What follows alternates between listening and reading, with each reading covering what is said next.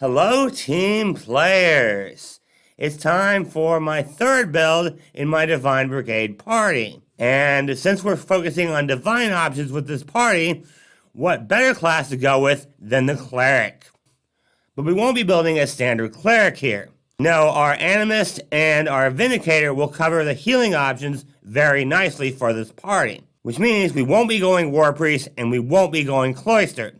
Instead, we'll be taking the Battle Harbinger Archetype from Divine Mysteries. Now, our Animist and our Vindicator can be in melee combat if they need to be, but for this party, we need someone who focuses only on melee combats, and someone who focuses both on buffing allies and debuffing enemies. And both of these things are covered very nicely with the Battle Harbinger Archetype for Cleric. I think you guys are really going to enjoy this build because it's a Cleric that can eventually hit as much as a fighter does. And hit as hard if you use the right weapon. Because who wants to be a full caster? Let's just build a Cleric that can be on the front line and do as much damage as possible. I know a lot of people are going to say, why not just build a Martial that archetypes into a casting class? That way you're good at the thing you want to do, and you have a little spell casting on the side. But I can tell you from experience, it's just not the same. Especially if you don't have free archetype. Everybody wants to play a Gish. And the Battle Harbinger fits the Gish playstyle perfectly.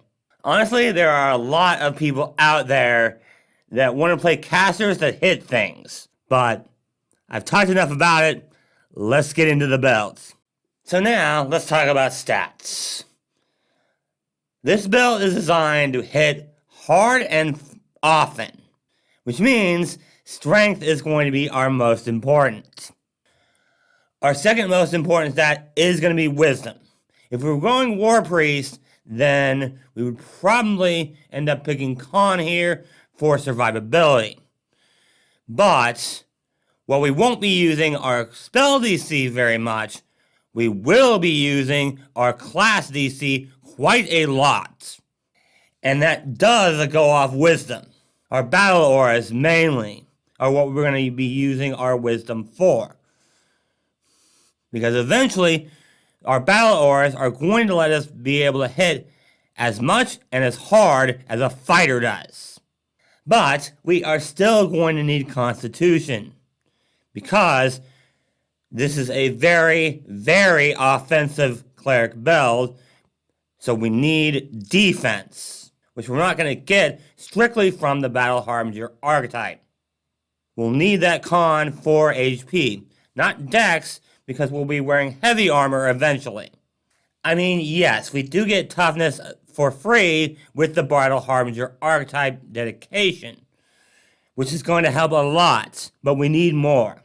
If you're going to dump a stat, I recommend Intelligence. We're not going to need many skills in this build, and we're not going to need any intelligence-based skills. Charisma, on the other hand, is something you can dump, but Intimidation is good. So, it's up to you, but those are the two I would recommend dumping. You can also dump Dexterity, since we're going to be wearing heavy armor eventually in this build, but yeah, pretty much any stat but the three I covered you can dump. For skills, your most important is going to be athletics. Our Vindicator isn't always going to be able to make every foe off guard. So grappling, tripping, that sort of thing is going to be important for this build. Medicine might be important here if you're not using this as part of my Divine Brigade party. If you are using this build as part of my Divine Brigade party, then you're going to want Intimidation here. Nobody in this party yet is particularly good at frightening enemies, and Frightened is one of the best conditions you can put on an enemy. So I would definitely recommend Intimidation here. As I've said earlier in this video, we are going with the Battle Harbinger and the Battle Creed for our subclass. But our deity really doesn't matter. You do need a deity's favorite weapon that has good damage on it though, because we will be using our deity's favorite weapon for this build. If you're using a two-handed weapon, then you will want one with the trip trait, as one of the things this build wants to do is trip people. We are going to be taking a feat that allows us to trip people with spells, but this build is going to have very limited spells. So we need a way to do it without using a spell slot. But one thing we will not be doing in this build is using a shield. We are already going to be using a bunch of actions to get our battle auras up. So raising a shield isn't exactly great on our action economy. But getting our benediction aura up will essentially give us the same AC as if we were using a shield without having to raise an actual shield. Plus, that will actually increase the AC of our allies as well, which is very important. We will want to be in melee for this build. So, if we're using a simple weapon, we will get the Deadly Simplicity feat as our first feat. If not, then no feat here. We will want an actual weapon here and not an unarmed strike, because then we can do more damage. And Deadly Simplicity will allow us to do more damage if our deity's favorite weapon is a simple weapon. Otherwise, we don't get this feat. Moving on to level 2, we do have to take our Battle Harbinger dedication here, which of course means automatic training in athletics. Although, at this point, we're probably already trained in athletics, so we'll get acrobatics, which is okay. We might be trained in both, so we'll be able to pick something else. We also do get toughness as a general feat, but we're going to need that and high constitution, or at least decent constitution. This, of course, does effectively give us 9 plus whatever our constitution modifier is for our hit points, which is a pretty big deal because we are going to be in melee a lot in this build. And since in this build we are trying to do as much damage as possible, Channel Smite is a no-brainer here. Our actual spell slots are going to be filled with two things: our Battle Auras and the Harm spell. Normally our Harm spell would go off of our spell DC, which isn't exactly all that great. But Channel Smite specifically states that if we hit, they automatically fail the saving throw. And if we crit, they automatically critically fail the saving throw. And as a Battle Harbinger, we're going to be critting a lot. If we just need to do massive damage to an enemy, this is how we'll do it. But remember, we do have limited spell slots, especially for a cleric. So, we're going to want to use this pretty sparingly. Bosses. This is what we want to use against bosses. Our next feat is going to be Cast Down. This is the only spell-shaped feat we're going to be taking in this build. When we hit a creature with our heal or more than likely our harm spells, if it takes any damage at all from the spell, it's knocked prone. Of course, if they critically fail on the save, their speed is also lowered by 10 feet. That's not hugely important here. That trip effect is what we really want. Granted, this is going to go off of our spell DC, which isn't exactly all that great. But it's not great. It's not horrible. And they have to greatly succeed in order to not be knocked prone. We can use the one-action version of Harm to do this. But we're mostly going to want to use this at range. A 30-foot range trip is very, very good. Unfortunately, this does only work with the 1 or 2 action version of heal. We can't do the 3 action version of heal and trip a bunch of creatures. That's not how Cast Down works, sadly. But remember that Vindicator that we have also in this party can make foes off guard as well. So, with those two combined, we can make multiple creatures off guard. And remember, we do get Reactive Strike at level 9. So tripping enemies is going to be very effective in this build. At level 8 is when we'll finally take our Aura Enhancements. So we can now cast Benediction and Malediction using our extra spell slots from Divine Font. Of course, we could already cast those spells with our regular spell slots, but now we just automatically get extra spell slots for those spells. This, of course, allows us to more easily buff our allies' armor class and debuff our enemies. Remember that these auras will always go off our class DC. It does not matter if we cast them from our regular spell slots or our divine fonts. And our Vindicator in this party can share their Hunter's Edge benefit with us, which means that our Bane and our Malediction spell will be harder to resist, as they are still considered spells, even though they do go off our class DC instead of our spell DC. And the Vindication Edge says nothing about using spell DC for the spells. And remember that every time we sustain these spells, we not only get to increase their area, but we also get to make anyone who hasn't been affected yet by the spell to re-roll their saving throw. And thanks to Vindication Edge, it will always be at a penalty, which means eventually they are going to fail on their saving throw. Of course, at level 10, we are going to need Harbinger's Protection. That'll just give us heavy armor, which is a big deal in this build because this build doesn't already have a whole lot of defense, and we're going to be in melee a lot. We are going to need other things for our defense that this feat can't give us, but that's why we're taking things like toughness and more con. Plus, our battle auras are really going to help with this as well. But all of that really doesn't matter as much if we don't have this heavy armor. So that's why we're taking this. Next, we are definitely going to need Tandem Onslaughts. This basically gives us a free sustain on a battle aura as long as we hit with an attack, which at this level of Battle Harbinger, we are definitely going to hit a lot, and crit a lot. And having a free sustain is very important for this build, as we need to increase the areas of our battle auras. Plus, again, if we're using Bane or Malediction, we can affect more enemies when we increase the area. And we'll be able to affect more allies with Bless and Benediction if it has a larger area as well. Our battle auras are going to be the most important thing we do in this build, which means being able to sustain one of them for complete free as long as we hit is a very good thing here. We are also definitely going to need Empowered Onslaught for this build.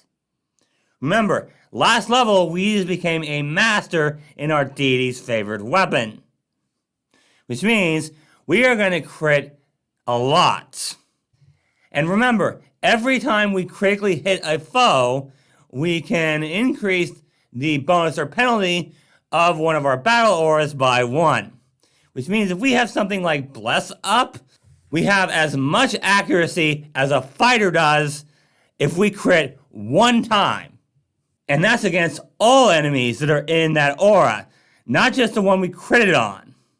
And if we happen to crit more often than that, we get even more accuracy.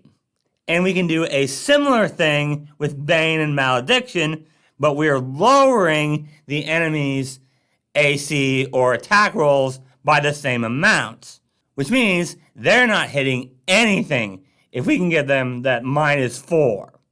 And they're going to be insanely easy to hit if we can get that -4 on Malediction. And remember that spell attack roll spells go off of armor class as well, which means when our Animus is using spell attack roll spells, they are very easily going to hit enemies, assuming we have Malediction up at -4. Our next feat we're going to need is Tandem Auras. So every time we sustain an aura, we can also automatically sustain another aura for free. Which means all we have to do is hit 1 time and we can sustain 2 auras at once. And we can use a single action to sustain 2 auras as well.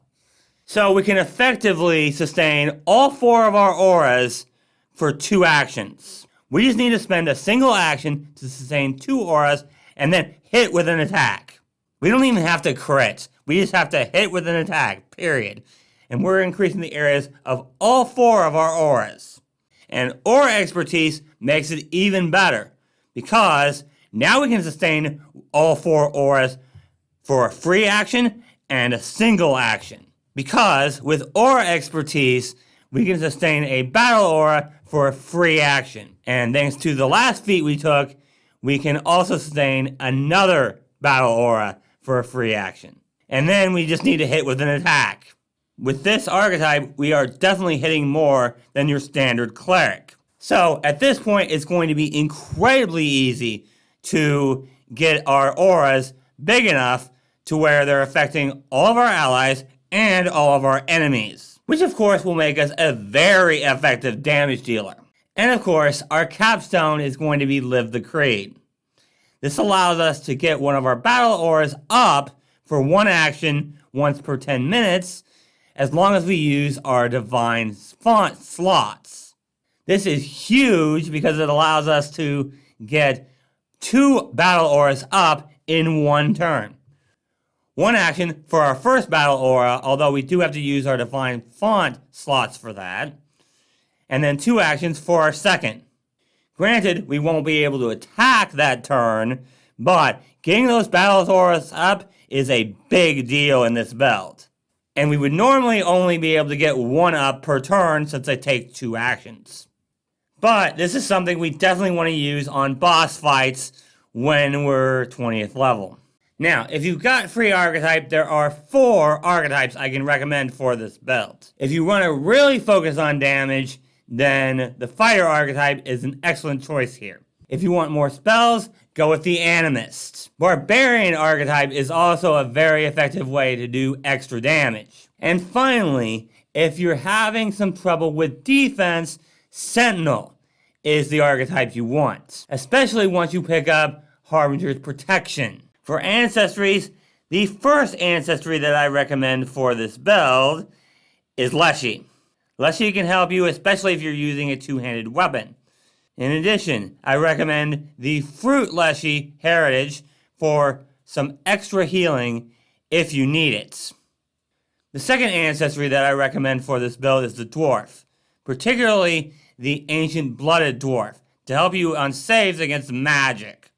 And Dwarf has a lot of really good defensive feats that will help you, particularly Mountain Stoutness for even more hit points. And the final Ancestry that I can recommend for this build is Orc. For Heritage, Hold Scarred. A little bit of more hit points and Die Hard. Because we already get Toughness for free, we might as well get Die Hard for free.